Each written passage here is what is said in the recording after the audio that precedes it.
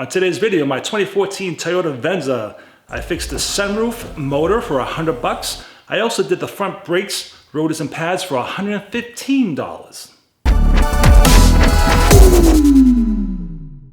Hey guys, welcome back to the channel. This is Mike the Baldadonis, and I buy and sell cars as a hobby, and I bring you guys along with me, showing the pros and cons of each vehicle I buy. Now, I bought this 2014 Toyota Venza with 98,000 miles. It is fully loaded. It is an XLE, 4-cylinder, and it has every single option available. I bought it from the second owners. They bought it with 16,000 miles, and like I said, now it has 98,000 miles. They took very good care of it. I have maintenance records since they've owned it. And when I took it for a test drive, I noticed that the brakes were pulsating. I'm finishing up my GLK 350 Mercedes and my BMW X5. I'm still doing some videos on that. And I finally got around to the Toyota. So because I was feeling the brakes pulsate, I brought it to my friend's shop, RGA in Pelham, New Hampshire, to take a peek at it. The brakes look good, but it doesn't mean they perform well. It will pass the inspection with those brakes, but because I am selling it, I end up buying new brakes. So I went on Amazon and I bought Detroit axle front brakes and rotors, and it came with the brake fluid and brake cleaner. So you got a little package deal there for a good price. My sunroof, it's acting up. When I bought the vehicle, it did work, and then randomly it didn't work. So it was a little annoying. Worked, didn't work, worked, didn't work. So I brought it to my friend Rainey, who does a lot of my work. He checked it out, took down the motor, and he had it repaired for $100. So let's take a look.